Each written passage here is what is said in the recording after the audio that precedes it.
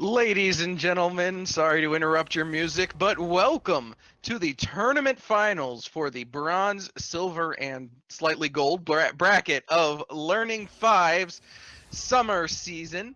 My name is Can Opener Dude. I am joined here by our wonderful head of productions, Penguin God, for this first game between Team Dog and Team Voicu, I believe.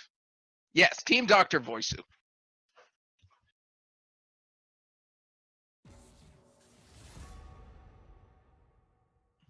Okay, that's fair enough.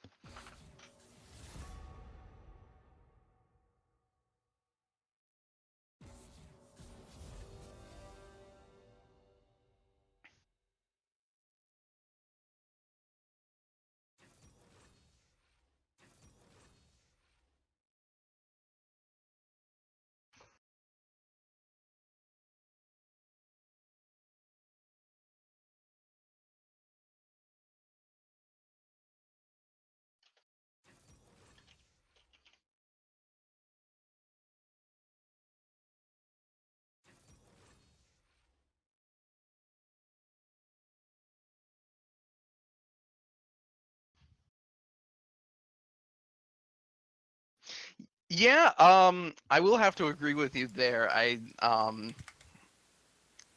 Obviously it really comes down to skill in a matchup like this because Nar's gonna have that that transformation that gives Urgot a slight opportunity to go in, but at the same time it also gives Nar the ability to stomp all over him if he chimes it correctly. So it's really gonna come down to who plays the matchup better, which is pretty much how every matchup goes anyway. More bands coming in left and right. Looks like there are lots of jungle bands coming in for the side of Team Voicu. And on the other side, some mid lane bands and some jungle bands as well. Banning out the Zoe, that's definitely a comfort pick for Date Me Zoe, and I have no idea why. That just seems to be the kind of champion that I feel like Date Me Zoe would want to play there. I will point out that everything here that you see was already done in Pro Draft beforehand, and so every pick and ban that you see here was done. The jungler was picked pretty later on for Team Dog, not that early, so the bans that you see are a little less misplaced than they look. But this bot lane is going to be the Jhin Morgana versus the Tristana and Lulu.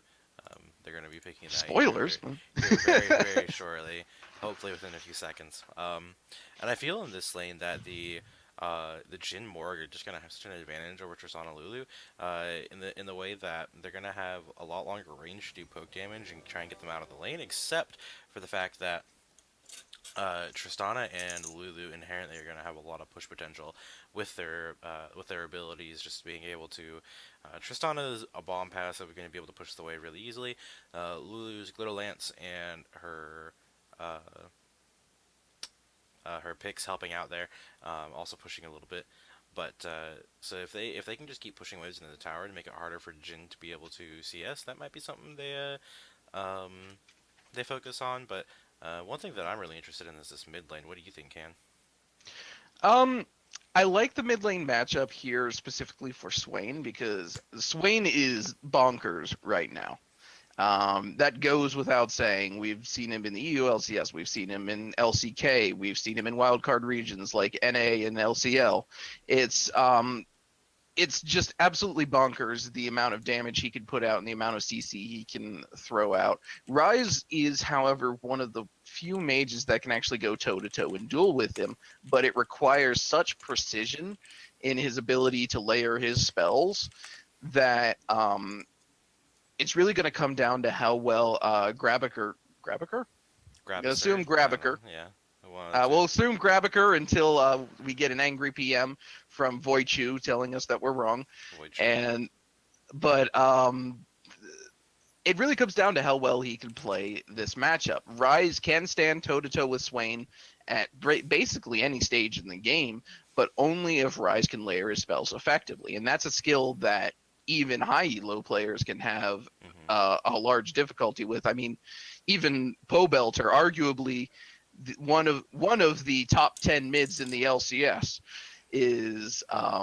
has problems playing this Ryze. So it's going to come down to skill more than anything else, but it's definitely an easier matchup for Swain. But picking the Ryze is a better choice than most mages would be. Yep, I agree. Now this jungle pick of Kayn is very interesting to me. It's especially into the team of Dog. Dog's team is very hardy, other than like the Jhin, maybe the Morgana.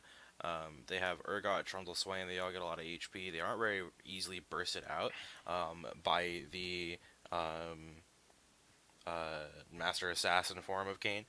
But the Darken Kayn is going to be able to out-sustain the beefy boys. And do percentage health damage. Which is really good. The one major problem with that is to get that transformation, the only melee champion on the side of Dog is that Trundle. So we're going to have to see the aggressive moves coming out of this Kayn to try and get that, they call it like Soul Essence or something like that, to get that Ross transformation. Red dots! Yes, those red dots on his face to try and to get that transformation as early as possible. Otherwise, he's just gonna have to wait a few minutes for after he gets his blue transformation. Yeah, fun fact is that it doesn't really matter who you hit throughout the actual building up. It just matters what that last little tick is. That's what determines the transformation. It's not intended to be that way. That's actually a long-standing bug that Riot can't figure out. But so as long as Kayn, as long as the King of the Gray Screen can, do some early ganks and get to about 3/4-ish bar filled on his transformation, and then do one or two good invades onto Trundle or one or two good counter ganks where he specifically only hits Trundle, then he may be able to get that transformation in a much easier way than one could expect. But again, this is it's not going to be easy. It's definitely not going to be an easy time for Kayn, but I have faith in his ability because Trundle is a duelist and Kayn thrives on dealing with duelists when he can deal with them well, which sounds strange when you put it that way, but it made sense in my head. So with that being said, we are going to switch over to the loading screen. We only got a few seconds because we managed to talk through the entire delay. So we'll be back in just a second with this game one of the tournament finals of the bronze, silver, and maybe gold Learning 5's summer session between Dog and Team Voicu. Stay with us.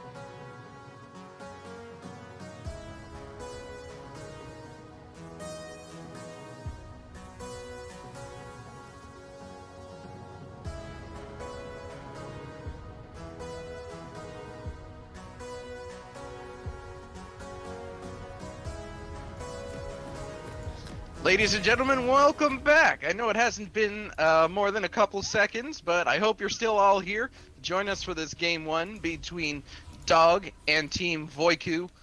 He did ask very nicely for us to pronounce his name correctly, so we're going to have to go with that. Nice little recall animation there from King Plays. So we're in the game.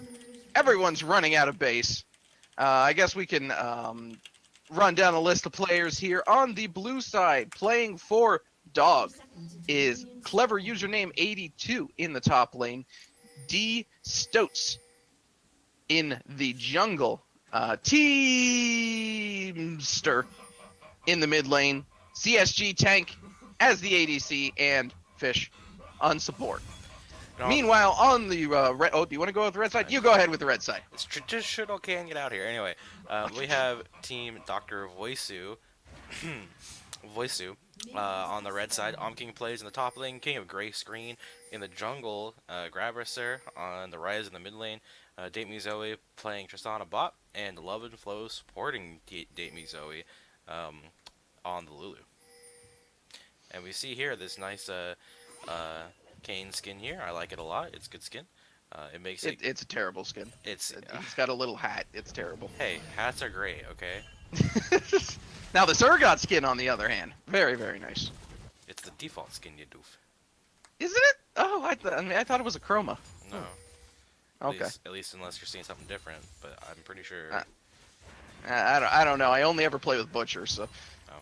Nice little level 1 trade there by T-Master. And again, this is level 1 does go to Teamster.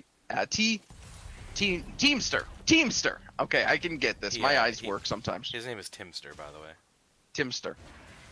It's a lot of eyes, alright? Yes. But in any case, level 1 and level 2 do feel like they go in his favor, because until Rise can get all his spells, he really can't get that shield off too well, can he? No. He has to get usually level 3 before he can get it off easily, and then go for those trades, but Swain does pretty well level 1 and level 2 against that to try and deny it, but, you know, eventually every champion is going to hit those levels, so... One can hope. Yeah, you would hope so, assuming that they're not straight up AFK for a while. Yeah. And even if you like AFK in the lane, you'll still get a couple levels. But yeah, we see in the bot lane, Zoe and Love and Flow here are taking quite a bit of damage from the long-range bot lane of CSG Tank and Fish. So that's going to be something that we need to keep watch of, is the health pools coming out of this bot lane. That was something that I mentioned in Champ Select, is that if CSG Tank and Fish can do some poke out and some nice stuff going on, but in top lane isn't engaged. Yep, it looks like King Plays is going to be completely ignored by Director Cam. Yeah, Director Cam just did not care about that situation going on. Well, he is getting pretty low now. Clever username may need to flash, but King flashes first. Corrupting Potion will not secure the kill. King does go back minus a flash. Let's put a timer on that, guys. Clever username still going for him, though. Meanwhile, in the bot lane, King of Gray Screen does come into lane, but does not manage to get much more than a little bit of poke off. It's fun time. Nothing much more is happening. King is still sticking around, though. He is very, very low. Clever username. If he can get one shotgun knee off on his face, that is going to be the end of that Gnar. Ooh, nice binding there. And yeah, that's going to be a kill off onto Date Me Zoe there. Can't date someone if they're dead, my friends. But no, that was very, very well landed by him. Fish is... Oh. And there's the flash from Clever username, but the hop from King Plays does get him out safely. It actually is called hop. Man, I'm good at this. Okay. But yeah, you saw there that Clever username turned on his W to try and get King Plays with that extra attack speed, but he then jumped into tower range, and his W was attacking the minions or the tower. Yeah. Instead of King Plays there. And so if he had literally just not used his W there, he potentially could have gotten the kill and not had to flash out. But you see just how much damage he's doing to King Plays, and King Plays is just now finally going back. He should have backed quite a while ago. He only got 2 CS in the last minute or so. And so he just had to teleport and get a little bit of a few items and go back. But we see here now that King Gray Screen is target. And the eyeball does miss thanks to the pillar, so a bit of a negative synergy there from the jungle mid lane of Dog. Speaking of Dog, my dog is trying to climb onto my lap while I'm sitting in my chair. Anyway, King of Gray Screen, we're just going to watch him take these Krugs here real quick. While there's not anything going on here for a moment, I do see that we have some rather strange summoner spells. I mean, not summoner spells, runes in this game. We see that CSG Tank has actually gone Hail of Blades. I guess Airy on Urgot isn't too strange, but we also see the... Is that press the attack for Date Me Zoe? Yeah, that is press the attack, and that's something that is pretty interesting on Tristana. Tristana is usually the one that would go, or that's not press the attack, sorry, that's lethal tempo. Usually you would go press the attack, get a 3-hit passive, and do a lot better on it, and it also synergizes with your bomb, because you put your bomb down, you auto-attack 3 times, and your bomb will do extra damage because press the attack is procced. Yeah, that's usually what you do on Tristana, yes. But this Date Me Zoe is decided to go for the lethal tempo, which is pretty interesting to me, but oh, they're going to be going in mid. Grabasur getting caught here. He is going awfully low. They did actually not manage to get the... Meanwhile, in the bot lane, CSG Tank getting awfully low. Date Me Zoe tries to go in. Fish getting low now. He does go down to King of Gray Screen. Grabasur very, very low. He's going to die to the ultimate from Timster. I will get this name right eventually. And there you saw just, you saw D-Stoats just for a brief second before the camera took us away. D-Stoats got rooted up under the tower and almost died to Grabasur there. Yeah. Very unfortunate that he didn't go down. But in the bot lane, you saw Tank and Fish kind of splitting their focus on the 2v2, and then King of Gray Screen was there to grab up the kill. After the fight had already happened, and then got the kill onto Fish. And Tank was really low, but now Love and Flow flashing in. Whoa! Love and Flow! Going in. Wow, that was something. I honestly did not expect that to work out that well for him, but Love and Flow does seem to understand the ebb and flow of this character.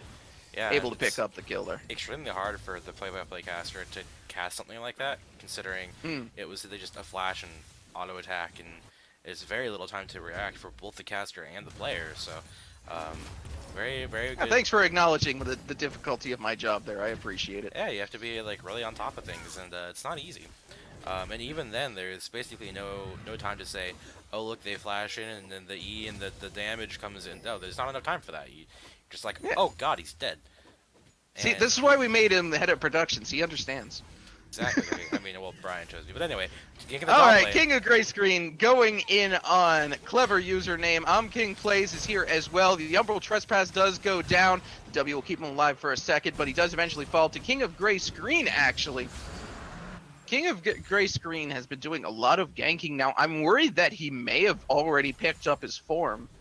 I'm kind of following him around here to see if he does actually get it. He is not getting the form, so perhaps he has not gotten it yet. In bot lane, he does have the 2 kills, which helps out a lot. I'm sure he's probably about 3/4 to almost there at this point. But you see that D-Stoats is in his bot side, or his bot side jungle. My bad. And they're gonna meet up here in a quick second, unless Trundle goes around. But Trundle will even still get caught here. King of Gray Screen. King of Gray Screen really wants this. This is gonna get him his even with the ultimate popped here. D-Stoats is going to fall fairly quickly. Nice use of ultimate there by Date Me Zoe. Again, understanding the damage. He does get Dark Binded, but the Tremendo, Hugify, Wild Growth, these are all names of magic cards as well. I don't think it is. God damn it. I don't think Tremendo is, though. Thank you very much. It's Wild Growth. Yes, it's Wild Growth. But anyway. They're all voice lines and also magic. Wild Growth is also a Hearthstone card, but anyway. So you saw there that King of Gray Screen did effectively roam and grab the kill on the Trundle. He didn't quite show up for any other kill. But now he's getting caught out here by Timster and D-Stoats. He does manage to flash out, though. Nothing really comes down from it. Meanwhile, in the top lane, still going back and forth. This is definitely not a wet noodle fight top lane. These are both champions that could do a significant amount of damage to each other. Yeah, I agree. These two champions are able to poke each other out pretty well, especially when King plays um, in his Ooh, mini-Gnar missed that form. minion. He has a lot of poke when he's in that mini-Gnar. He has that boomerang. He's got the possibility to be able to go in pretty well when he gets into his Mega Gnar. But while he's in lane, I think if he were able to just choose the form to be in while he was in lane, he'd stay in mini Gnar. But if he All right, getting engaged and on Clever them, Username going in, and he's going to immediately flash that mastery into Chains of Undeath. Fear Beyond Death. Chains of Undeath is the other one. yes. Fear Beyond Death. Managed to pick up the kill. A little bit of BM, but well done by Clever Username there. Again, a lot of these players seem to know exactly how much damage they need to do to secure a kill, and I really appreciate seeing that. That's a skill that every League player should learn at some point, especially if you're playing a very bully-like champion like Urgot, like Tristana. You want to know when you can kill. Yep, but in the mid lane, they're gonna have a Dimster fight here. over the pink ward. He's trying to figure out when he can kill Grabster here. Grabster. They were hoping that moment right there would be able to get the kill, but Gravister just wanted that pink ward, so he gets it. But pink ward just replaced there is Timster, and so 75 gold wasted for a net gain of 30. And speaking of gold, the gold lead is about 1,000 in favor of Dog, and that's most of that in the top lane. Urgot is about 600 gold up on King plays, and that's just in the CS. The kill does help a little bit, but the assist for King is pretty impactful. But see, the CS there is extremely important. There's about 30 CS lead for Clever Username. Clever Username coming in here. He's actually going to miss the jump. Not a hard jump to miss, actually, because it's or a dash to miss, I should say. You can't really predict exactly how Gnar is going to jump most of the time. Even Gnar players have trouble figuring out where they're going to be hopping when they hop on someone's head. Don't blame him for missing that one. But it does give him a bit of lane pressure. He can continue to push in this lane. Date Me Zoe dodging quite a few of these bindings. He understands just how dangerous it could be to get hit by one of those. He got hit by one at level, I believe, 3, and paid with it with his life. So he's going to be doing his utmost to stay away from those, though. But Fish certainly knows how to hit them. That's going to be a lot of damage coming down. Zoe going to burn everything and get the wild growth. We're just going to focus on tank as he, does the curtain call, even though we really should be looking at his target. But Date Me Zoe does manage to live with a sliver of health thanks to the tremendous amount of shields that Love and Flow can put out here. Clever Username and Timster are up in this top lane, but again, King has the ability to just kite away infinitely when he's in this mini Gnar form. Yep. You saw King of Grey Screen looking down bot lane to try and get a return gank, but Love and Flow had already used his ultimate on the Date Me Zoe to keep him alive, which is very good to keep him up there, but King of Grey Screen was poised and ready to go, but didn't quite get it, and it's very possible he gets the transformation extremely soon. I'm sure he's probably transforming right now, I think, considering he's 2-0. Yes, he did, and he got that rust. Good. So that's going to make it a much, much better game for Team Voicu. Yep, and it's not the... there are so many advantages that Rostform has over the Shadow Assassin Scythe, whatever. The CC, the sustain, the damage, percent health damage, just everything about it is so good, especially when you're facing a mid to front line like they have. Yeah, it's just better in most cases. The only case where it's better is if they don't have any tanks, but ooh, it's gonna be happening in bot lane. Another Dark Binding onto Date Me Zoe. One thing that you can do as Tristana here, if you see that Dark Binding coming towards you, you can buffer the jump so that even if the Dark Binding does hit you, you're still able to jump out. Again, kind of an advanced technique, not something that I would expect really any solo queue player to be able to do. Yep, that's going to be the end of the King of Grey Screen. He is going to return to his domain as Love and Flow will follow him into the depths of his castle. And the dragon will go over to Dog. That is going to be their second dragon.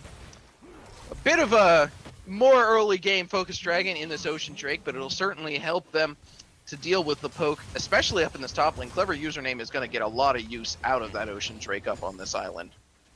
Yep, you saw there that King of Grace could just kind of went a little bit too far, not respecting the fact that there could be multiple members there. And the Love and Flow had followed him, got the ultimate off on him, but the kills still went down. King of Grace Green, as you mentioned, he went back to his domain, and hopefully he doesn't see too much more of his domain. He likes to adventure a little bit more than stay home, you know. Yeah, he's more of like a knight errant than a king, but he's got to take care of his domain sometimes. So I don't blame him for wanting to stop by. But with this Ross form, I imagine that going forward it will be a much more difficult time to get him in there. Meanwhile, in the mid lane, Timster and Grabsker are still duking it out. Farm very close, only about a 7 CS lead here for Timster. But you see here... Oh, there goes the chains up in the top lane. Yeah, it feels bad. But you see here that aside from those kills, aside from the gold lead that the kills are providing, there's a 4,000 gold lead at 16 minutes already. And that's primarily in CS. Top lane's ahead 30 CS, jungle's ahead about 20 CS.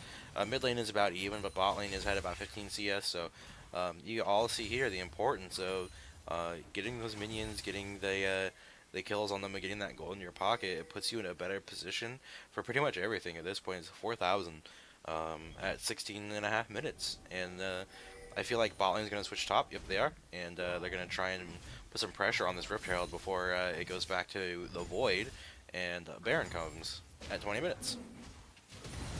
Timster will pick up this blue buff. He may rotate up into the top lane as well. Another root goes off onto Date Me Zoe. Gotta avoid those, my dude. Gotta get those out of your pocket. Get the light bindings. Actually, you don't want them either. That would actually be not a good thing to have either. Now that I think about it. But you see here that the build out of Date Me Zoe kind of... oh, never mind. Diaz Stoats catching Love and Flow. Oh my god. The perfect pillar placement. The triple P, you don't see that a lot on Trundle nowadays, but the Direst wall there. Oh, and Timster does manage to be taken down by Grabasser. King of Grey Screen will look to be called into curtain, but he will survive by taking down DS Stoats, a fish looking to be the next kill. Fish in particular, not a fish, the fish. Now King of Grey Screen, he's deciding that he's going to back off. Grabasser managed to rotate up after picking up that kill, and with the power that is Rise, pick up another one. I haven't seen the cinematic yet, but I imagine it's just as awesome as this Rise is. Yeah, you mentioned early in Champs Select that the Rise is pretty hard to play, and you see here that Grabasser is doing a very good job at it in this mid game especially. And so you saw him get that kill onto Swain 1v1, and then you see him roam up top to get that last kill onto CSG Tank, and that was a lot of very much needed gold going over the pockets of Team Dr.Voicu there. And so with that, they need to be very smart. They are still behind, and I think they know that. They are ahead in kills by 1, but the CS differential is now 50 in this top lane. Well, I guess I should say the top lane players, because they aren't in top lane anymore, but 50 CS in the top lane, another 30 CS in the jungle, and 10 CS in the mid now, and 20 CS in the bot lane. I will mention especially that Date Me Zoe, the rune choice, kind of like counteracts the item choice. Storm Razor does well for the first couple auto attacks, and then it falls off. Lethal Tempo is better after the first few auto attacks. You get your extra attack speed after a few auto attacks. I think that was kind of an interesting choice out of Date Me Zoe, but I'm not sure that would have been the best option. Either building Storm Razor or one or the other. You gotta choose them. Either you want the sustained damage coming out of Lethal Tempo, or you want the burst damage coming out of Storm Razor. Not both. Yeah, I definitely agree with you there. A fight maybe breaking out here in a second. King of Grey Screen certainly posturing for a fight, but a Dark Binding onto King plays will defuse the situation. You do want that Gnar to be able to get some engage going down. Gnar is going to be losing the mega status in just a moment here. Clever username now going to be going in now that Meganar is gone. The wild growth does go down. Clever username actually getting very, very low. He will be the first to go down, followed by Date Me Zoe. It is now 1-for-1 in this fight. Everyone very, very low on Dog. Timster getting very, very low. The teleport coming down from Grabasser, and Grabasser combined with King of Grey Screen are able to pick up CSG Tank, getting a little too greedy there for the kill. Yeah, and they're going to be able to stay here and use the Rope Tower to grab this tower. Considering the members of Dog are really low, they aren't able to contest this very well. I mean, D-Stoats is not very well off, and the Herald is going to do so much damage to this tower, but they don't actually seem to be able to get it unless Grabasser moves up too far. But nope, they don't get it. Minions not enough, and it is very, very low though. It went from basically full HP to just a sliver, able to be taken down pretty quickly here. Yeah, props to Dog here to be able to not lose that tower. That is very impressive considering how low they were. I'm gonna definitely respect that. One thing I wanted to point out, something you said earlier about Date Me Zoe's item choices being at odds with his rune choices. No flame at all, but Date Me Zoe is known for their unconventional rune choices. So I'm interested to see if this works out for them in the end. A third dragon, however, will go down for Dog. That's a very well-controlled game. Now, another fight is coming out here. King of Grey Screen getting a little bit of damage off. Redemption does go down. Grabasser will fall as he walks into 5, followed by King of Grey Screen. An excellent turnaround there off of the dragon. Not sure why Grabasser just walked into all of them there. I think that was kind of a miscommunication where Date Me Zoe and Lobo just wanted to get out and kind of cut their losses there, but King of Grey Screen and Grabasser wanted to fight. And even there you saw that Grabasser tried to go in a little bit, and while King of Grey Screen was disengaging, and then King of Grey Screen was like, oh, you're going in, I'll go in too, but their bot lane wasn't anywhere, or it didn't really want to help out at all, so they both lost their lives for basically nothing. And so that was kind of just a miscommunication and a misread on the fight. Yeah, they have to work on that if they're going to be able to win more fights, but they also need to they need to get some of these towers. The mid tower is extremely low. They don't know that most of Dog is backing at this point, but they need to grab these towers and try to even up this gold lead. There's a lot of standing gold on that side of Dog, just ready to be taken, and that needs to happen here pretty quick if Dr.Voicu's team is going to be able to survive this game. Yeah, like you said, a lot of standing gold. That is their first tower taken for Team Voicu. They need to start taking down these outer towers because they have an excellent siege comp built here between Gnar, Tristana, and Lulu, as well as Ryze providing some additional support in that department. Kayn, not the best sieger, but Rost form will certainly help more than Shadow Assassin would in any case. So I do want to see them start to focus towers more here because especially Date Me Zoe on this Tristana should be able to do some serious damage. The rune choice may actually be able to help him out there if he can actually get some auto attacks off onto the tower. Yeah, but that's only if he can get to the tower, and that's the problem they're having, is the wave clear coming out for Team Dog is really strong. Oh, but he's getting rooted up.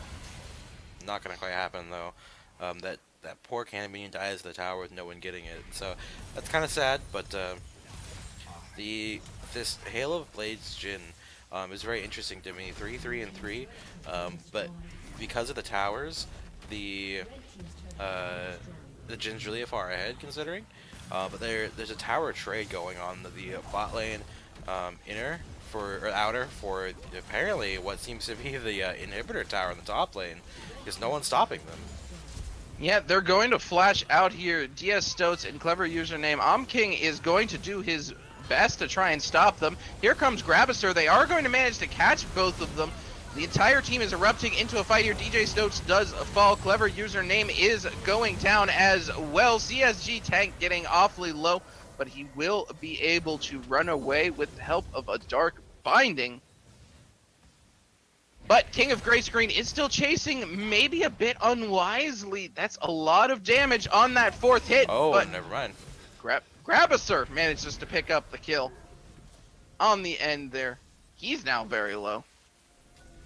Posturing onto Baron here. I'm not sure how I feel about this. They still do have Timster and Fish up, and both of those champions are very good at delaying Baron. They do decide to back off of it, but this does tell Dog that they are looking at the Barons. So now Dog is going to be doing their utmost to keep control of this Baron. It kind of just reminded him that it's on the map more than anything else. Yeah, but you saw during that fight that one singular missed W from Kane was what caused him to not get the kill on his CSG tank as easily as they did. They could have potentially also gotten Fish there. The Kane W went toward the wall rather than toward the enemy champions, and that's something that King of Gray Screen is probably going to be kicking himself for, knowing that he probably cost them, well, it's potentially a Baron, because he took a lot of damage trying to chase a little bit, and yeah, this is a very interesting game considering the side of Voicu is really far down in gold, about 5,000 gold down, and nice for King plays there. Good job, buddy. You did it. And the gold difference is entirely because towers and CS. I haven't touched on it in a while, so I'm going to. 70 CS difference for the top laners, a 50 CS difference for the junglers, nothing for the mid laners, and nothing for the AD carry. So it's towers and CS is the gold lead. That's it. There's no kill lead, but there's 3 tower lead. There's no towers in the top side, and that can't not be understated. That inhib is now open and ready to be taken at any point, and that's something that Team Voicu is going to have to watch out for constantly during this game. Grabasser in the bot lane here, kind of dueling with a clever username. He is going to end up falling though, because Fish, CSG Tag, D Stoats, and Timster all managed to come down here in the end. Holy crap, the entire team just kind of parties on into that bot lane. Bit of a sad time there for Grabasser, thinking he could duel one guy, ends up fighting 5. Sounds like my Saturday night. Oh boy. This does mean that they could set up for a 4th dragon, which will be an Infernal. This is excellent dragon control by Dog, by the way. Yeah. 4 dragons now that they pick up more or less for free. Yeah, that's 4 dragons for them, considering they have the map pressure here. Because they have now 6 towers down, they're able to roam around pretty much wherever they want.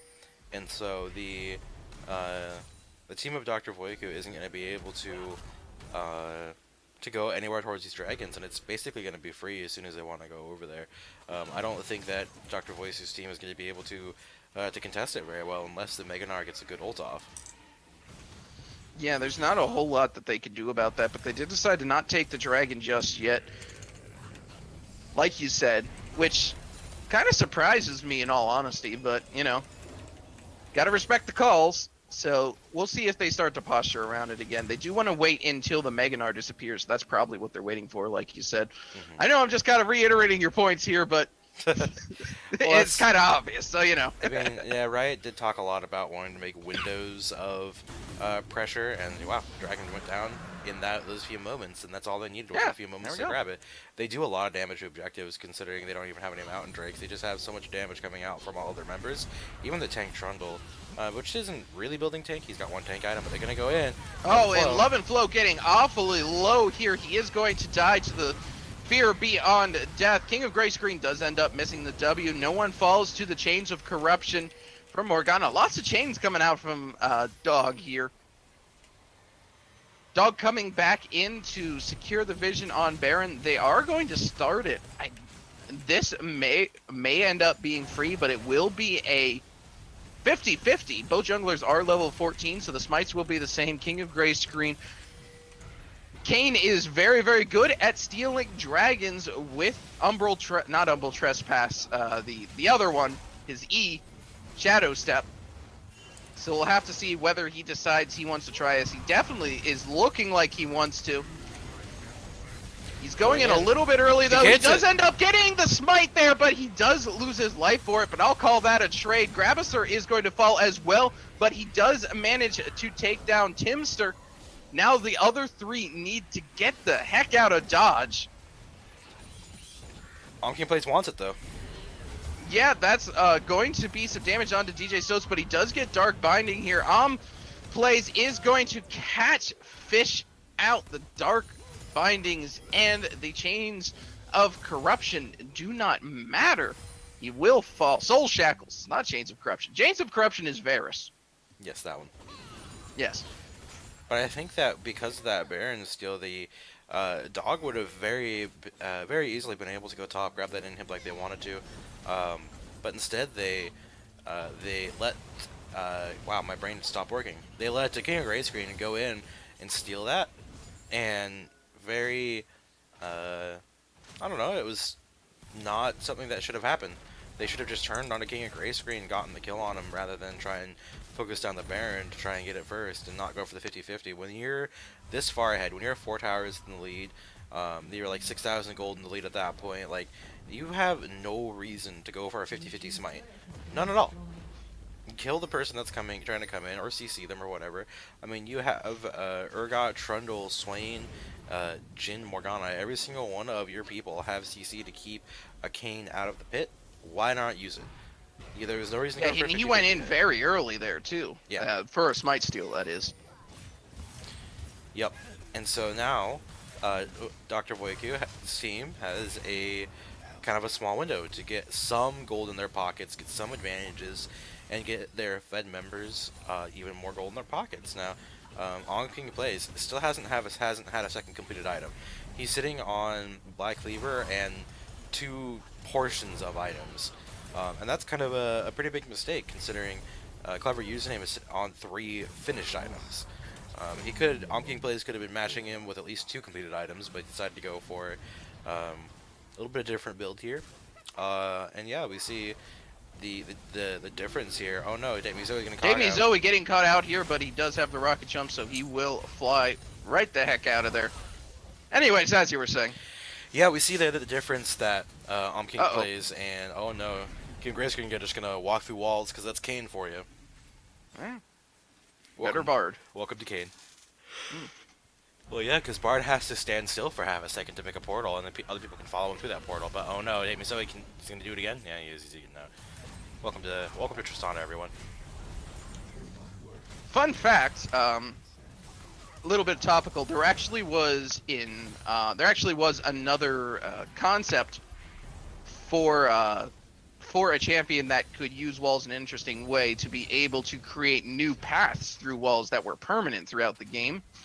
But Riot has not figured out the technology, but they're still trying to sort it out. Oh, but the Rise ult in 4 people. 4 people coming in here. That's a surprise you don't want to see. DS Stoats does go down. Fish does fall. Clever Username getting cut out. Love and Flow does fall to Clever Username, though. The Humble Trespass does go on to CS Tank. But now King of Gray Screen will fall, except for the fact that he has a stopwatch.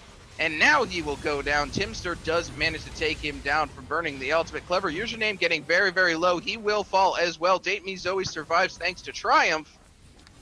And it's going to be 2 for 4. Another very, very good fight for the Voicu squad. Yep, but they aren't going to be able to get a whole lot. They're only potentially going to be getting this mid-inner. That is very good for them. They do get some more gold in their pockets, but they need to start winning these fights more handily and more quickly without their members getting so low. They're also not going to be able to get objectives after they have these fights. Dragon's going to be coming up in about 45 seconds. They're not going to be able to get it. But you saw there that the team fight coming out of Team Dr.Voicu is very strong if all 5 members are on board. If they're all ready to go, they're able to do it. But Why'd you use that spell on it, Graviser? Why didn't he use his W? Like, come on. Yeah, but I will give Graviser credit for performing very well on this Rise. Yes. He's 10-4 and 2, potentially, probably, I would say, the strongest carry of his team right now. And that Realm Warp to catch out D-Stoats in that mid lane was pretty much what won them that fight, but basically didn't rotate for mid, but Stoats is going to take him low already. It's taken Yeah, out immediately. Diaz Stoat's just gonna fall there on the end of your point, proving once again that Trundle does not have any mobility beyond Flash. It's a bit of a problem for him once the game goes on. That's why his ultimate is as powerful as it is. It's a thing called power budget, folks. Now, this will mean that that Team Voicu will be able to pick up this 5th dragon. Next one will be an Elder Drake. It has just hit 35 minutes now. Yeah, but the team of Dog is rotating topside to try and grab that inhib. I think that's kind of a mistake for, honestly, both teams. They know, Dog knows that Dr.Voicu's team isn't going to be able to rotate top quickly enough, and Dog puts themselves in a position where they might potentially get caught out, especially now that Jin is backing, or Swain's backing. Sorry, Jin is somewhere in the blue side jungle, but King Erase Green sees someone here. Decides to, throw that W out there. Doesn't manage to hit Clever Username because he has a dash. Yeah. That's how dashes work. But you see there, both teams just kind of wasted some time there. Considering there are no buffs to run out at this point, wasting time is more beneficial to the team that is behind because they have more time to get gold in their pockets. And it used to be like a 6,000 gold lead. Now it's not even 3. Yeah, now it's only like between 2 and 3,000. So yeah. But Grabasser is maybe caught out. Grabasser will have to flash out of that engage there. That's important because, like we were talking about with Trundle earlier, Grabasser does not have any mobility beyond his flash. I mean, he could kind of use his ultimate, but that's a very, very long channel time, and if he gets CC'd at all, it does end. So, very, very important to know that 10 and 4 rises flashes down. He's very, very important to the success of Team Voicu. Yeah, but you see here that the pillars coming out from Mr. Trundle have been very, very good. They've gotten a couple kills off of that already, and you saw that Grabasser had to flash over. So very well placed pillars, and so they need some more of that. Does the team of Dog to get a very easy picks, but I will mention the only flash that's up for Team Dr.Voicu is that of the Gnar. But King of Grayscreen looking to potentially do something with the team fight here, but he's on the other side now. This is very, very dangerous territory for King of Grayscreen. He's going to use the ultimate. This will get him a lot of health back, but he is going to end up having his Guardian Angel proc. That'll be fine, though, because he's sitting in the middle of his team. Meanwhile, Fish comes in on the back line and gets a nice chains off here. No one's fallen yet. Grabasser will fall to the fear beyond death, though. First kill of the game. First kill of the fight. Date Me Zoe will follow thanks to the never move, which actually does move you now, by the way. That's 2 for 0 in favor of Dog. That was kind of a botched fight for Team Dr.Voicu there.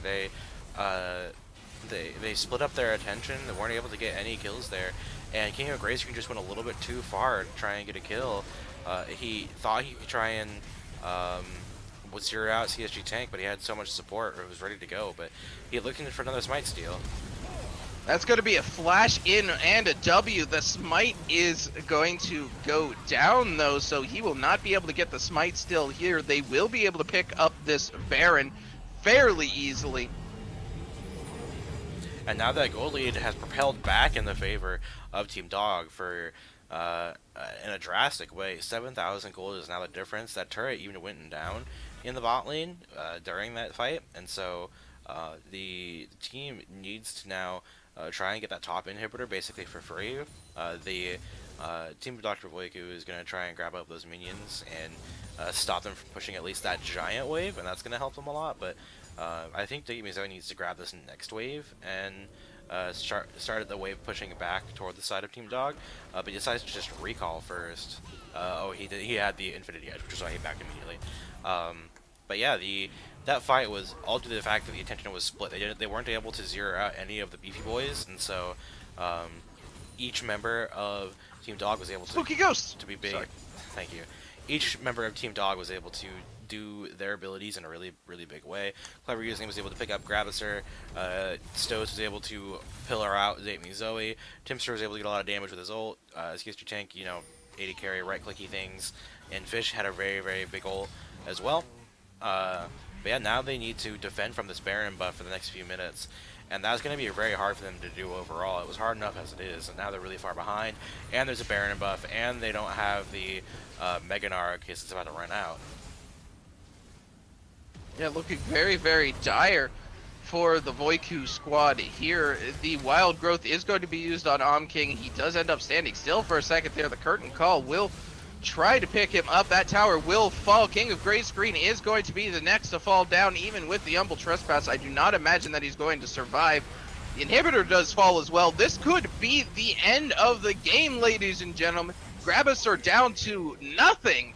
Thanks to that amazing fourth hit by CSG Tank. This will definitely be the end of the game. Chunking down is Timster.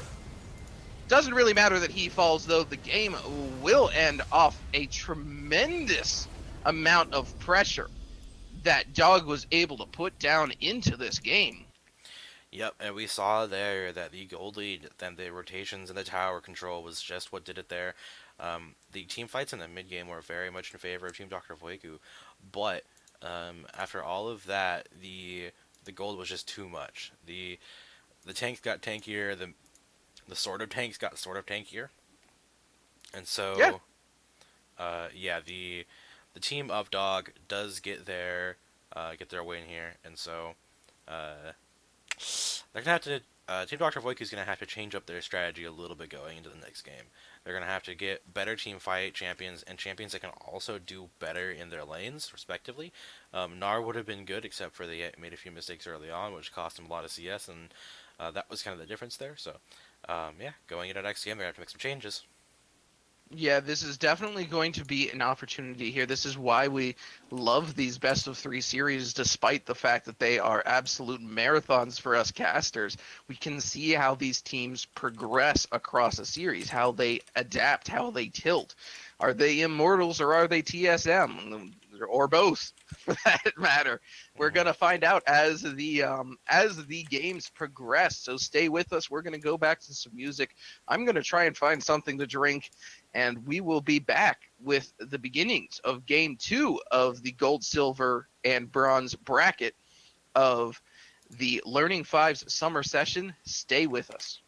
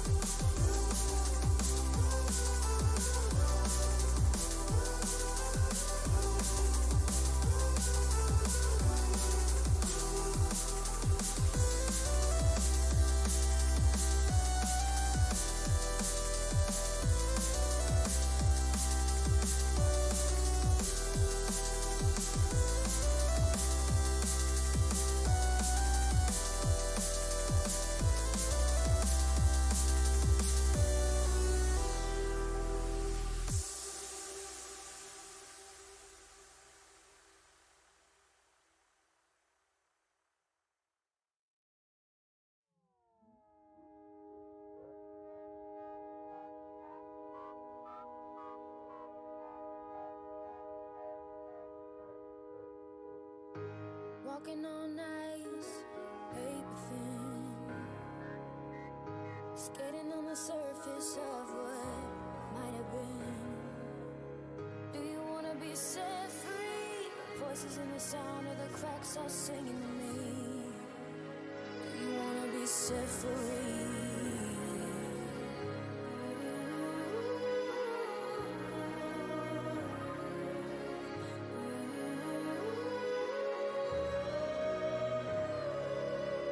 If you come back looking for me, keep your eyes off the ground.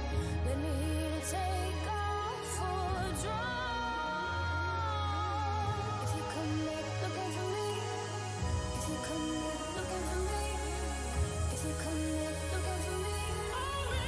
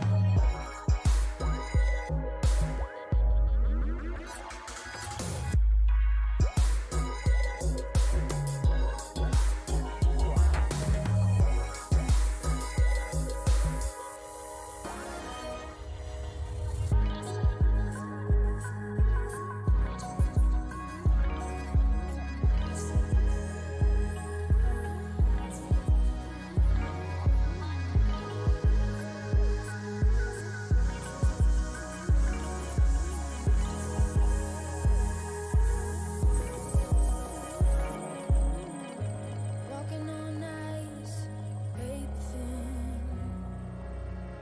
skating on the surface of what might have been. Do you wanna be set free?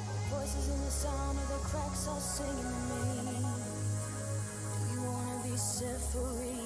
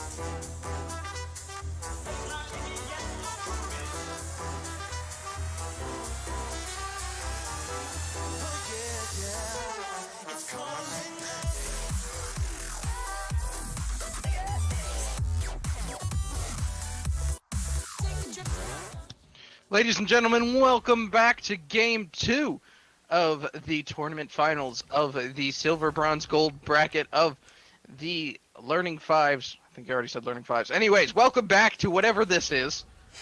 We are getting right into game here. My name is Game Opener Dude. I am again joined by Penguin God.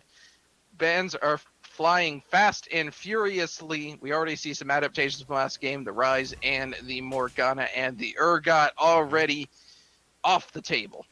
Yep, we see some nice adaptations pretty early on in this draft. We saw in that last game that the uh, those champions, the Morgana and the Urgot, were really, really strong, and the Rise band doesn't surprise me at all. Gravister had a really, really strong showing on that. Um, but the Yasuo versus Swain matchup, that's it's pretty interesting if you ask me. Yeah, up in the top lane this time, so clever username going to be playing that Swain. Um, Taken away from his opponent Timster, and then the BM pick of picking Zoe against Date Me Zoe. That's a feels bad right there, man. But yeah, so far up in this top lane, I don't even want to imagine how terrible of a lane this is going to be for King. Yeah, I agree, but that jungle matchup is pretty interesting. The two tanks just gonna throw themselves at each other. Isn't that gonna be fun? That's going to be fun. Yes, I suppose. That's one way of putting it. Cough. Yeah, Anivia Zoe in the mid lane. Honestly, it probably favors the Anivia, but that's only if Graviser can get those stuns off. And yeah, that's about the only way that she wins this. She's very immobile, isn't really able to avoid Zoe's damage. But the bot lane, Tristana Zyra, and it's going to be that sick Jhin Nautilus bot lane. We haven't seen Nautilus in support in quite a while. But we'll see it here. A nice fatty tank to try and engage on Tristana Zyra here. Yeah, it's I mean, Zyra is a perfectly good support into Nautilus. This is going to be two ranged versus a Jhin Nautilus, so they have that going for them, which is nice. But it's really going to be who could take the advantage better, because Nautilus Jhin can certainly dish out some very funky engages here if they want to. But then again, so can the Zyra Tristana. So I'm interested to see which of these lanes ends up being the one to pull out the funky engages, to be completely honest. Yeah, both of these teams have a lot of engage, but I will point out the only knockup aside from Yasuo is going to be the Gragas. He does have a lot of knockup, to be fair, but Yasuo is going to have to rely on primarily his own knockups other than the Gragas barrel or the body slam to get the ult off. But what about the Tristana ultimate, though? I guess, but technically, typically Tristana's ultimate is used for either like a last hit, sort of like stronger auto attack, or to disengage. And if you're disengaging with your ultimate, obviously you don't want the Yasuo to go in. And if you're doing the last hit with an auto attack or something, the only reason you would Yasuo ult off of that is if that somehow didn't kill. And so either way, it would be pretty cool to have it happen that way. Save your teammate from turning into bang by just kind of going in on the last hit. But yeah, I could definitely see that. But I imagine that Gragas and Yasuo are certainly going to have some fun doing up in this top lane to try and get some fun ganks off onto Swain. Swain, of course, not a whole lot of mobility. We talked about mobility a lot last game, but Swain is another champion that does not have very much, but he does have the ability to stop a champion from coming in on him with Never Move. So we'll have to see how that works out for him going up against the Yasuo and a Gragas.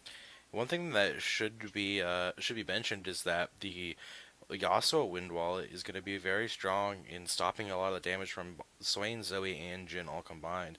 And outside of those three, there isn't a lot of damage threats. Swain's Never Move and his Q, I think it's like Demon's Fist or whatever, are both projectiles that can be blocked by Wind Wall. All of Zoe's abilities are projectiles, and Jin's the same kind of thing. Like, so if King has a good showing on this Yasuo and uses the Wind Wall properly, and needs to be able to use that in a way in fights to stop like Zoe massive burst coming through. Because even if he so if he gets hit by Sleepy Trouble Bubble and sees that Zoe is going to be coming in, he could just Wind Wall in that direction, and stop himself from getting insta bursted, and that's going to be a nice interaction. Yeah, I definitely agree with you there. So, with that being said, we are going to go ahead and count down this delay because my dog is yelling at me and I need to put him in his cage. So, we'll be back in just a minute after some more funky music courtesy of Monster Cat. So, bear with us as we go into game 2. Learning Fives does not support animal cruelty.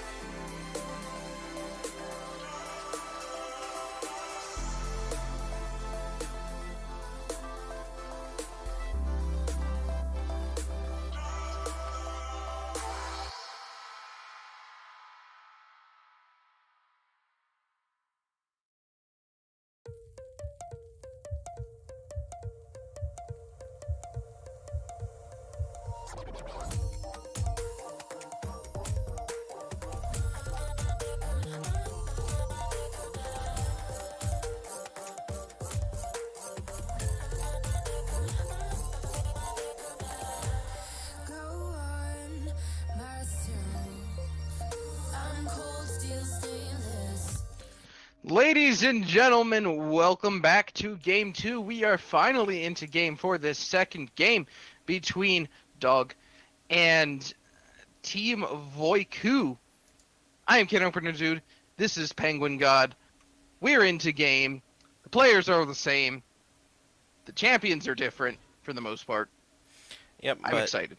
It seems like the streamer's League of Legends has frozen up for a second, so that'll be fixed in just a moment. But yeah, the team comps coming out here are very interesting. Can you want to speak to that a little bit?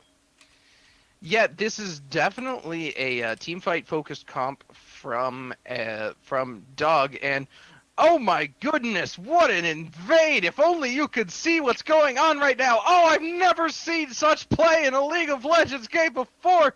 Oh my goodness, never in the history of Dota. No, I'm just kidding. Nothing's happening. They're kind of just walking around each other right now. Yep.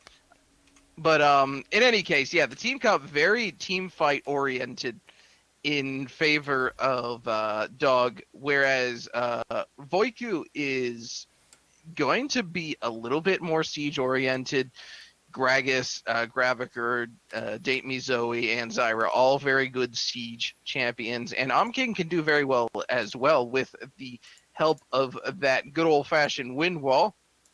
So I'm expecting to see a bit of a mismatch if the game plays towards one of these advantages. If it plays towards more of a tower pushing race and a base defense type game. Meanwhile, Fish immediately going in on Love and Flow. CSG Tank manages to get the 4th shot off. That's a lot of damage level 1. Hey, and production is back. Yay! Hooray! It's back. That's what's happened so far. Is that Clever Username doing some damage, King Plays doing some damage, bot lane doing lots of damage.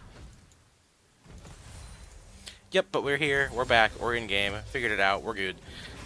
Just had a little bit of freeze going on there, so got back into game. But they're going to be a lot of damage in this bot lane. Yep, Date Me Zoe getting awfully low here. The 4th shot will not be able to go off here in the top lane. King actually doing a fair bit of damage onto Clever Username. Again, a very, very stiff noodle fight up in the top lane. Again, another dredge line onto Love and Flow. He will end up falling down, flashing, but getting ignited and fourth shotted by CSG Tank. He is 2 for 2 on first bloods in this series so far. Yeah, that's super good for CSG Tank, getting ahead again. You saw that you're also doing a lot of damage in the last game, but you see that Date Me Zoe and Love and Flow not giving enough respect to the range that's coming out, but the abilities coming in the mid lane. There we go. That's one way to do it. Yep.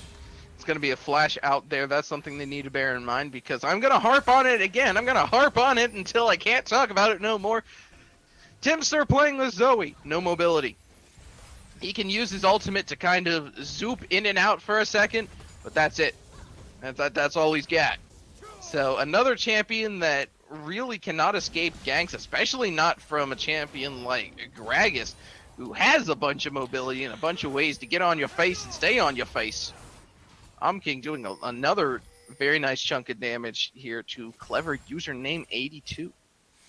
Yep, this Yasuo on the top lane. Ooh, missed pull there. That's going to be a Grasping Vines onto CSG Tank, and he will fall. Rocket Jump does get Date Me Zoe out safely. Fish will let that ignite tick down while sipping a potion. 1 for 1 now in the bot lane overall. Yeah, that was Tank not respecting the damage coming out from the Zyra mostly. That was just a lot more than I think that they expected.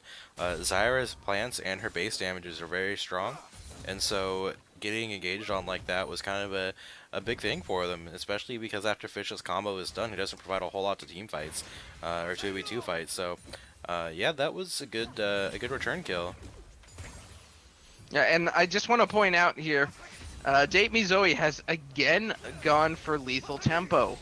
Like, this is...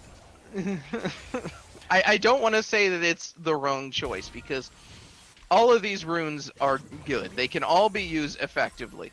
But, like, just either pick up one from a... pick up a different one, or, you know, adjust your build accordingly. Though he might be doing just that, because he has picked up the Recurve Bow, but I do believe Recurve Bow does build into Storm Razor. It's been a while since I played ADC. Well,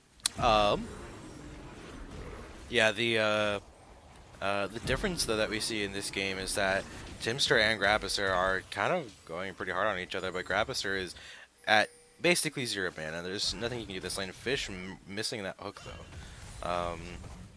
Yeah, this game is all around pretty even. I'm only about 600 gold lead in favor of Team Dog, but that's already 600 gold, and that's mostly in the bot lane. That 20 CS up above. Date Me Zoe is just now going to grab a cannon minion, not even at 20 CS at 6 minutes. This is really rough for Date Me Zoe here. Yeah, I really do apologize, but I just had an emergency call me, so I need to step out of here for a minute. So, Penguin, take over for me, please. Yep, I can do that. So, it looks like I'm going to solo cast for a minute here. The gank in the top lane, King plays is going to be the focus here. Swain going to go in, grabs the slow, but he doesn't have any mana to follow up. So, nothing going to come out of that. And King plays did have to burn Flash to get out of that gank, but he's just going to go back for free. But one thing to mention is that he doesn't use mana, so the poke that he gets in lane is pretty useful, since the return damage from Clever Username has to have mana spent to do it. But with the hook going in to Date Me Zoe about half HP already, but the Zyra returning some damage and onto Fish. But Fish is the tank and hasn't backed since those skirmishes in the bot lane, where he got his 80 carry killed basically, and got his, got a bunch of damage down, and then hasn't backed yet, so he's sitting on 1100 gold there in the bot lane, and that's going to be about it. And so the ult coming in top lane, but the return ult King plays, just getting a little bit of damage on Clever Username, not going to quite be able to return all the damage, but essentially it makes that a good trade for him, considering now King plays at half HP and he's almost at full. The traded ults does favor very slightly Omking plays because the Yasuo ult is on a lower cooldown. But other than that, there isn't much difference. But Omking plays are, excuse me, already pretty low in this top lane. Now we have to watch as King of Grey Screen is going to rotate topside. He is going to look to go in, but misses the body slam, hits him with the barrel, slows him down. Also going to go in and help out, bringing the flash of Clever Username. Well, a nice rotation out of King of Grey Screen there, but in this mid lane we just see these two mid laners just farming it up, trying to get damage on each other, but neither one of them be able to do much around the minions. And so, yeah, wow, my brain just stopped working. Yeah, the mid lane matchup is pretty even. Timster is about 10 CS up. That's primarily because Gravister just went to grab that blue buff, which he did get. I'm fairly certain. Let me just do a nice little check. Yeah, he did grab that. So the Anivia does have blue buff, which is going to be very important.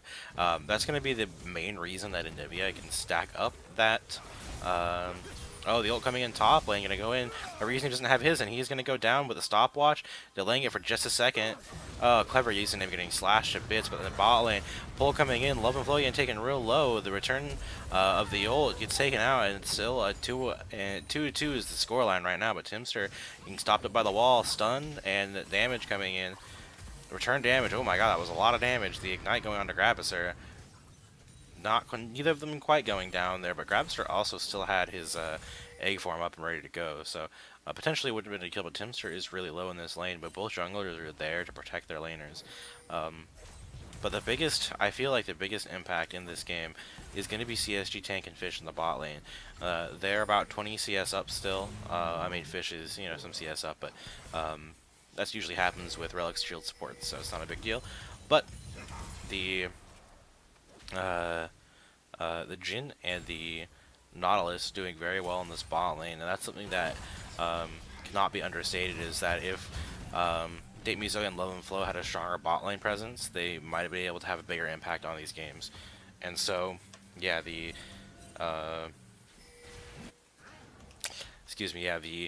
bot lane is kind of a turning point for both of these teams. CSG Tank is doing very well at keeping up with Hail Blades. Yasuo doing Yasuo things in the top lane. And so yeah, this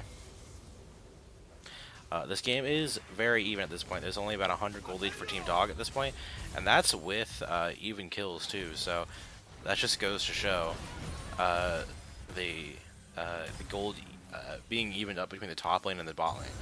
Yasuo is about 10 gold up, or 10 CS up, 15 CS up. Whereas she's on about 10-15 CS down, so that's going to be the biggest impact in this game, is whether or not each one of them can respectively carry. The Tristana is really low. They might decide to dive this. They do land the hook. Mizo going to get taken out at such a long range, but body slam coming in. Nautilus is going down for this. Absolutely good return. King of Grey Screen was there to return that kill, so ends up being completely even yet again. Nice play on them. This is usually where I would throw it off to my co-caster, but since he had an emergency come up, I get to solo cast. Yay. Oh boy, so we see there in that bot lane that Date Mizo again fell, or had to go back at the very least, but Yasuo not going to be able to ult there because he was CC'd. I think he would have died if he had gone in for that ult anyway, but Dog, yet again, going for the neutral objective of this Drake, and it is a Cloud Drake, it's going to allow them to rotate from lane to lane much faster. So, yeah, the game here is very close, only a couple hundred gold, or about between 1 and 200, but here's the ult coming in, last breath, not going to quite happen. Clever username, was getting so low, but now he's got the damage.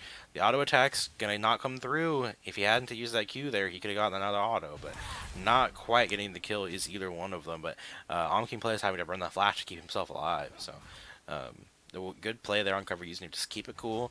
Omking plays did miss his Q there onto Clever username, so that might have been something. But yeah, the play there was pretty intense. Nice little emote there, Clever username. I like the little Poro emotes. So in this game, we have, you know, even gold, going to be a couple hundred in favor of Dr.Voicu's team, but the team fight potential is something that I haven't yet talked about.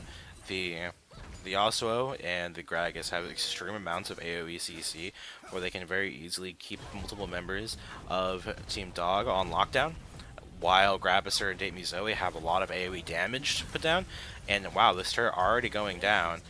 First turret gold, oh no, and TSG Tank gonna be the focus here. Jumping in is Date Me Zoe, missing the hook is Fish. And he's going to get taken really low, though. Date Me Zoe getting taken out by Zoe herself. Nope, never mind. Fish takes it up. And the Zyra's going to try and avoid, but Grabasser is here. Gets ignited immediately. That's a W ignite from Timster.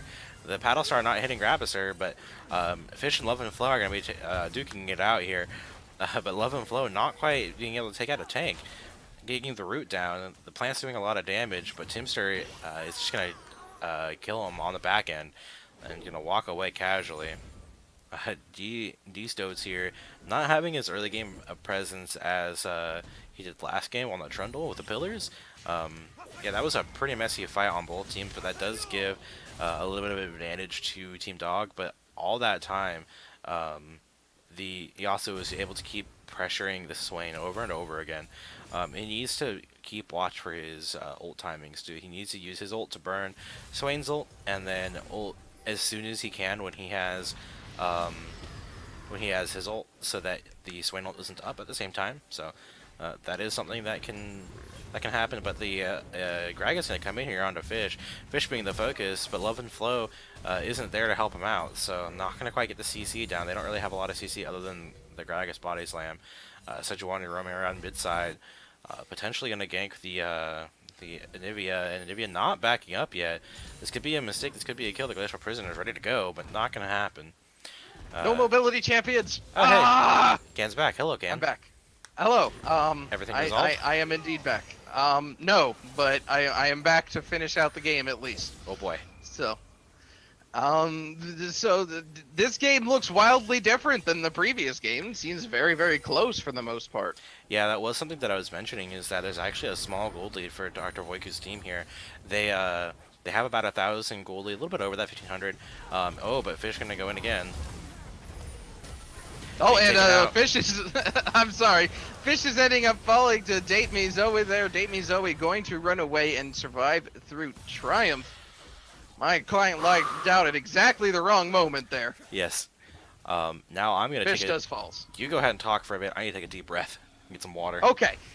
he's gonna take a deep breath. Okay, so that being said, let's take a look at the state of the game and take some fresh pair of eyes to take a look at what's going on here. So, from the looks of it, we do see a significant farm lead going on in the bot lane. That's going to certainly help out CSG Tank as the game progresses, because with as close as this game is, he's going to need that. Up in the top lane, a bit of a CS lead for King, though, which I did not expect. Must be using those wind walls pretty effectively to help him farm safely, so I do give him a thumbs up for that. In the mid lane, it seems to be focused around this one kill that Timster is able to pick up. So that's really the only gold advantage there, and it's actually a gold deficit of about 1 gold. So wow, a whole 1 gold. Now, for all you aspiring casters out there, the number 1 tip I can give you: water. Water. Always drink water while you cast, because your voice will die afterwards if you don't. So, yeah. You weren't there for that, but we saw a fight going on in the bot lane where Timster got a kill, and that was kind of where he evened it up a little bit. He was a little bit down, like you said, but now he's basically even. But the main difference that I'm Attack noticing... the back of it, guys! I'm sorry. Yeah, they are not using the Reptile mechanics to their advantage at this point. They do finally get it. The smite goes down. I don't know who got it, but the fight's going to happen. Yeah, the King of Gray Screen getting awfully low here. He will end up not following thanks to the grasping roots from Zyra.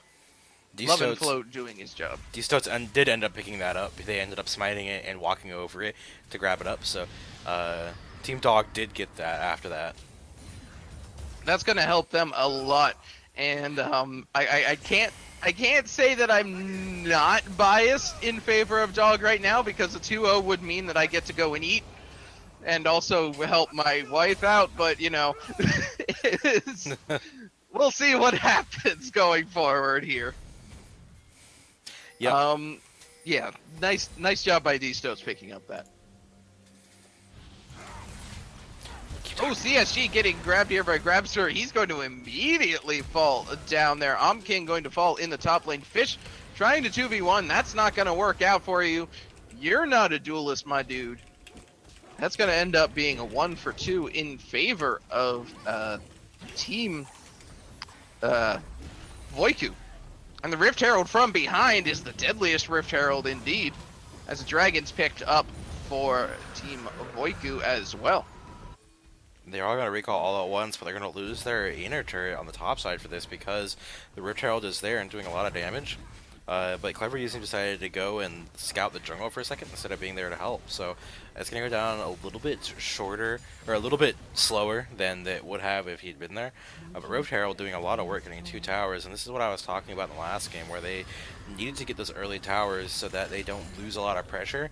And already you see that they had about a 2,000 gold lead, and now it's only less than 1,000. And so they lost so much of their pressure because they just lost both towers. But King Ray's going to try and go in here. Yeah, that's going to be a flash out of D Stoats. I wanted to see how he went in there. Meanwhile, Fish comes in on the side with the dredge line. King getting ignited. He's going to walk out of the curtain call, but he will probably end up falling down to Timster. Meanwhile, Clever Username trying to catch up to Love and Flow in King of Grey Screen. He does not, but it is a 1 kill over for the side of Dog. Finally using some CC on the Rift Herald. I mean, the Rift Scuttler. Scuttler, not Herald. One of those Rifties. Yeah, the fight there was in favor of Team Dog. They got kills that they needed, especially when King plays. They were able to get it even after King of Grey Screen kept pushing forward to try and get an advantage for his team, and they are dead even in the gold, even though there's 1 tower advantage for Team Dog.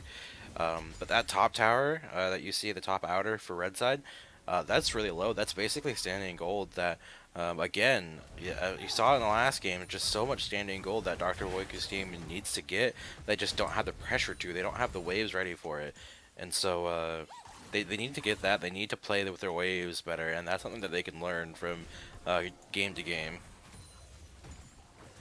Yeah, I definitely agree with that there. One thing I also wanted to talk about here. Whoa, okay, never mind. Not talking about it. Date Me Zoe ending up falling to a significant amount of damage. D Stoat's going to throw out the Glacial Prison there to make sure he does not fall. Probably unnecessary, but hey, gotta keep yourself alive. Another pickup for Dog. They are now ahead by 300 gold. Yep, they have a little bit of goal lead for themselves, and this is where I was talking about that top lane tower needs to be taken. They need to even up the tower and even up the tower score, sorry, and grab up some gold for themselves and be able to participate in these team fights in a more effective way. Grabusser you see already is 1-0-2, but that doesn't compare to Timster's 3-0-1. They have been a part of almost as many kills as each other, but the kills going over to Timster means that he's on almost 3 items, whereas Grabusser is actually on 2 full items with the CS that he has. But wait, while I was talking, okay. Fish died. Hello. Yeah, I directed camera didn't let us take a look at his health bar, so I didn't even realize that he was getting that low. But Fish does end up falling to Grabusser, so now he's 2-0-2. Giving him some more gold in his pockets is there. He is now ahead by about 1,000.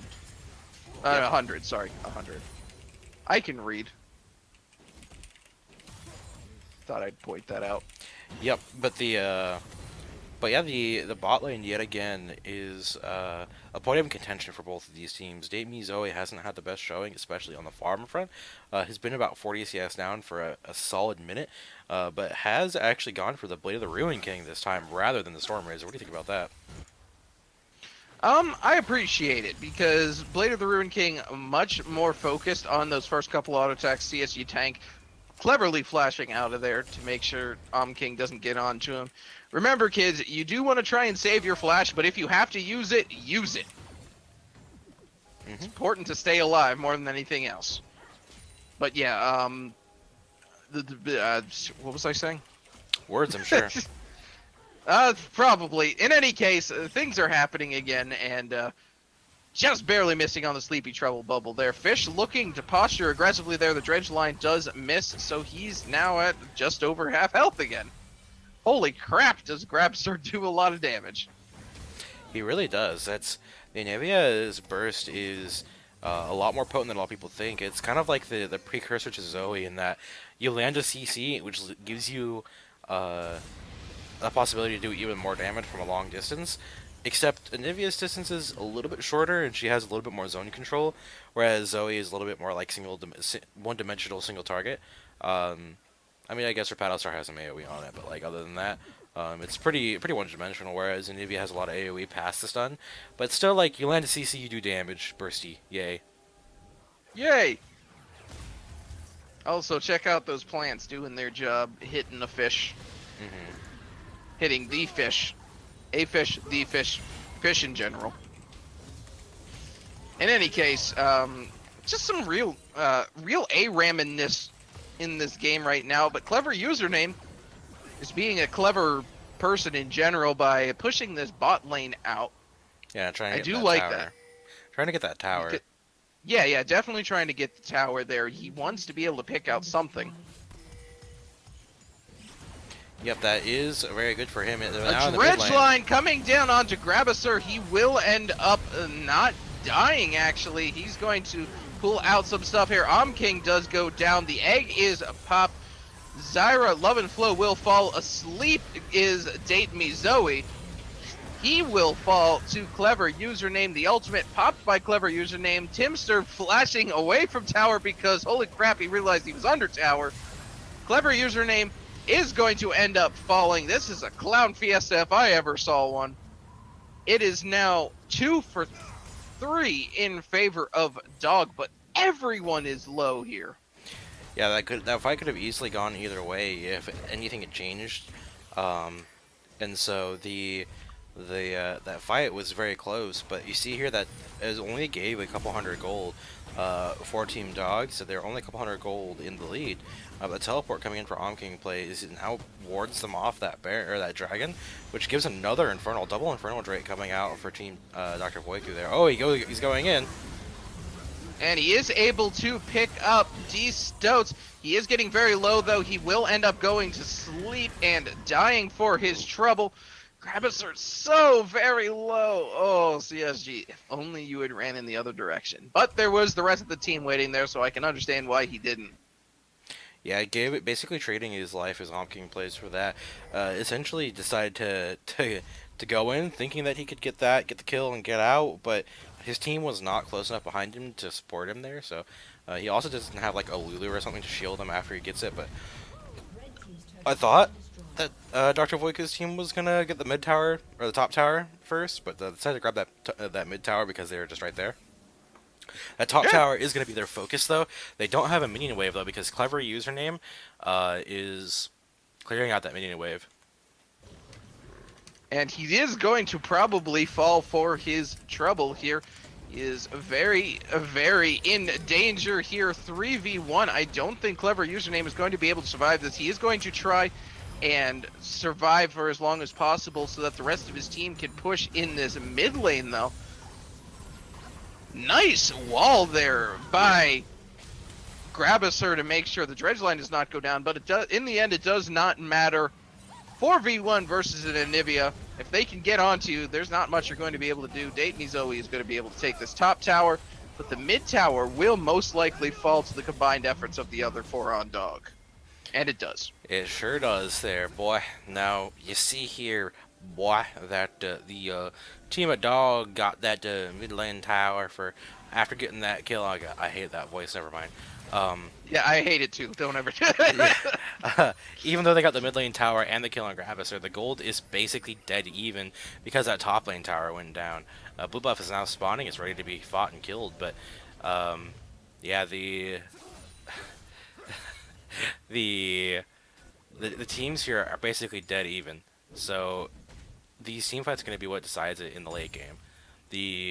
Now the team fight potential out of each of these teams is both really strong, and they have to play really well to get an advantage. And I'm not sure which one will have it, considering each person in this game has essentially game-defining abilities.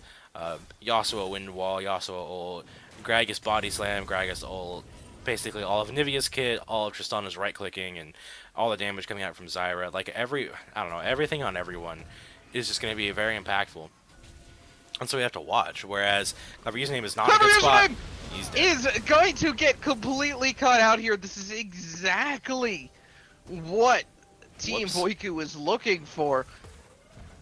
They can more or less now pressure Baron with impunity. I mean, obviously D-Stoat's still alive. The 50-50 is alive, and D-Stoat's has proven his smite capabilities this game. Yeah. But it is 4v5, and Clever Username is one of their strongest champions. Not really one of their major damage dealers, but a very strong component of their front line. Yeah, but you see here that there's no hard engage now that King of Grayscreen doesn't have his ult, and that's kind of a mistake for him to have used that. I understand he didn't want Clever Username to get out, but if they were timing flashes, they should have known that there was no way he got out there. But they do have the inside track on this, but yeah, that's not the best option. So they didn't force anything, they didn't get an advantage, but Gravister is going to be the focus now.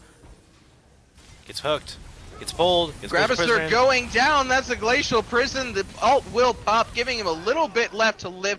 It's going to be 1-for-1, though, because DS-Stoats fell down in the meantime there. Very well done by Team Voicu to be able to pick up a return kill there to keep it as 4 members of the opposing team. DS-Stoats is down, though. That means that it's only... Wow. Nice wind wall, by the way. Effective. Oh, boy, but King Grayscreen is here in the mix. He's got his ult, too. Yeah, King of Graystein doing stuff. Dreadslime does go down onto him. CSG Tank does get hit up by the last breath. He will run away as best as he can. Love and Flow does manage to pick up Fish, and then Date Me Zoe does pick up CSG Tank. Clever Username will fall as well.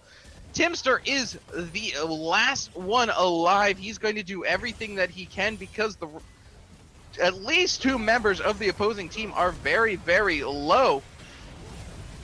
Timster is a lot of flashing. Yeah, but the side of Dr.Voicu's team is really low. They aren't able to get the Baron because of Timster. Well, they're certainly still going to try. King of Grayscreen may end up actually dying for this. They will have to back off. Well done by Timster. An amazing one-man defensive Baron here to keep Voicu from taking control of this game. They do have that 2k gold lead, but they do not have that Baron. Yeah, but now that gold lead is slightly evened up because the tower in the bot lane went down to the minions. Yeah. So the dog definitely staying in this game here. But you saw the teamfight potential from Team Dr.Voicu, where they were able to get their damage off. They were able to put frontline on frontline and backline on backline and have that team fight for them. But the next Infernal Drake is here, and Timster is backing currently. And so if Dr.Voicu's team sees that and engages right now, they could potentially get a third Elder Drake for themselves, or a third Infernal Drake for themselves. That's going to be super strong, considering Anivia with 3 Infernals and already has a lot of AP is going to do so much damage. But Timster is almost here. Well, they're doing a good job of zoning out yet, Team Dog. That is doing what they can. The Sleepy Trouble Bubble will hit someone that we do not know who it is because thank you, directed camera. Clever Username playing very, very dangerously these past couple of fights. King of Grayscreen looking to maybe do an engage. He does get the explosive cast off onto the back line. King doing work here. He will end up dying for his trouble, though. Clever Username in the front line getting Zanya's. King of Grayscreen will end up falling. This is going to be an absolute rout, despite how good it seemed on the beginning. Curtain Call will spell the end for Love and Flow, assuming he can hit one more shot, and he does! That is the Infernal Drake going over to Dog. They may be able to even pick up a Baron here if they want it. They're pinging onto the top lane, though. That looks to be what they're looking at. Nope, as maybe Baron? I honestly can't tell what they're going for. I think they're going for the Baron. Yeah, they decided to go for Baron here, but the Team Dr.Voicu could have absolutely won that fight if they just pulled the trigger a little bit faster. Whereas King Plays and King of Grayscreen were trying to go in the back line. The rest of the team was getting zoned out by Clever Username Swain. And so they absolutely should have won that fight, but ooh, Stoat's almost dying to the Baron. But he doesn't, and that's the important part there. They are able to pick it up, and it's now a 2,000 gold lead in their favor. They've got that Baron buff. They weren't able to pick up any towers off this, but they've got that Baron power play. They've stopped the 3 Infernal Drakes. The next dragon should be an Elder Drake. It will spawn in 6 minutes. We'll have to see how the game progresses at that point. The game might not even be around by that point. Look how low that top tower is. Yeah, that top tower got really low just from the minions by themselves, so this game might not last very long if Dr.Voicu throws another fight like that where they split a little bit too much. They do very well when the Yasuo goes in the backline and tries to zero out someone, but the problem was there, he tried to zero out 2 people. Dredgeline on to King of Grey Screen. He is getting caught out by all 5 members here. He wouldn't end up falling, wastes his ult in the process. He didn't have flash there. I'm not sure why he decided to go for that. Well, he decided to try and give his life for the Scuttle Crab, which he ended up getting. He got the Scuttle Crab, but there was absolutely no reason for him to be there. He didn't need to be there to grab that Scuttle Crab. Yeah, it gives you some gold and vision, but like, you know they're not going to be in that part of the jungle anyway, considering they have Baron. But Love and Flow, the plant's saving him, basically. Oh, Fish getting low here. He's going to end up following a kind of a misapprehensive death there by Fish, going a little bit far forward. That does mean that it is 4v4, and King of Grey Screen's going to be up fairly soon. Death timer is still relatively short. Yeah, it's going to be a 4v4 here shortly and a 5v4 after that. But the clever username was trying to rotate bot to get this tower, but if he stays any longer, he's going to get caught out. He does decide to finally back up, so smart on him to leave. But yeah, you saw Love and Flow pretend like he was getting caught, put up the plants to save himself from the paddle star and the hook, and so kind of baited Fish in to kill himself essentially on the rest of the team. Yeah, if this was anything other than League of Legends, that'd be considered cyberbullying. But yeah, in League of Legends, it's just considered good tactical decision making. Yeah. So spooky ghosts. Anyway, so what I would like to ask you is, what does Dog do here to press this advantage? What exactly do they want to do as far as map movements go? Because is this a 3v1, 1-3-1 comp? Is this the kind of comp that they just want to ARAM? What do they want to do? I feel like at this point, the 5-on-5 fights are good if they can peel for their backline of the primarily the Jhin and the Zoe. Clever username can handle the front and handle the backline with the Zhonya's, Roa, and the Morellos, and so if they can stop Jhin and if they can 5v5 and stop Jhin from getting zeroed out by the Yasuo, then they could potentially have it. But Gragas getting taken.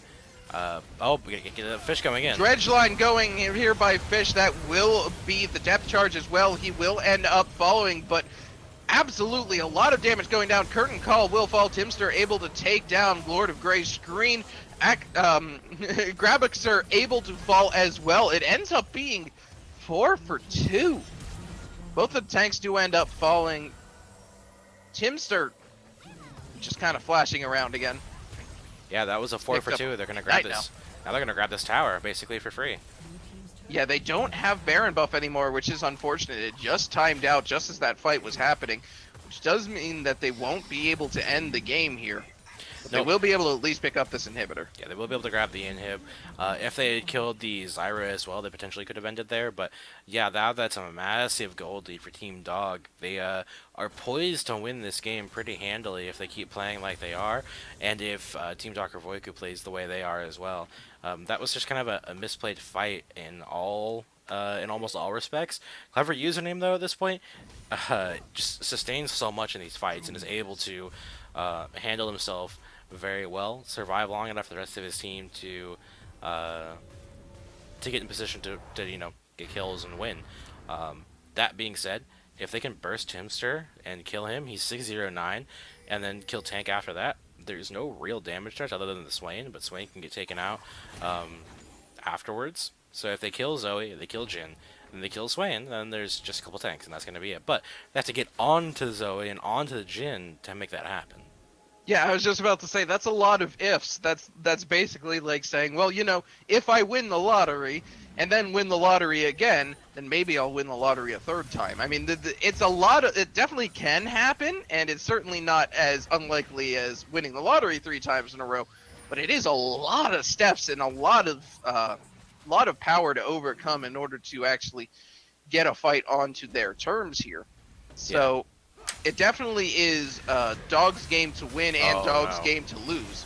That's going to be Glacial Prison on to Gravisser. This could be the end here. Oh my goodness! Oh my days indeed! That's 2 already down. Gravisser and King already taken down. CSG Tank is just massive here. The Halo Blade, Storm Razor, Infinity Edge, Rapid Fire Cannon. Was that like 4 flashes in a row? Holy crap, Timster! Oh no. 4 for 0 here. They're gonna look for the end. That is almost certainly going to be the end here, unless my good friend Davey Zoe can pull out something major, but no, he's going to end up Not quite surviving dying. just barely under the tower But as now. Swain walks in and Zanya's, but the game does end 2-0 for Dog. hmm And Very handily winning that, but coming back from a major victory. yep, Or Team major Dog deficit. are now your Learning Five's silver-ish bracket champions. They will have that golden name for the rest of this session, but we have one more series to happen tomorrow, and that's going to be at I think 7 p.m. EST. And so watch out for that. Stay tuned. Will be live right just a couple minutes right before that with some music for you guys to listen to. But well played by both teams, and yeah. Yeah, on behalf of Penguin God and myself and all here at Learning Fives, thank you all for watching. That was a tremendous series by both teams. Both teams playing very, very well, but definitely congratulations to the winning team, to Dog, and their amazing team fighting skills and being able to have that mental fortitude to stick with it, even when it looked like they were that far behind. So well done to them. So thank you all again for watching, and we're going to leave you with a little bit of music, I believe, and then we will see you all tomorrow for that third and final tournament final of the summer split. Have a wonderful night.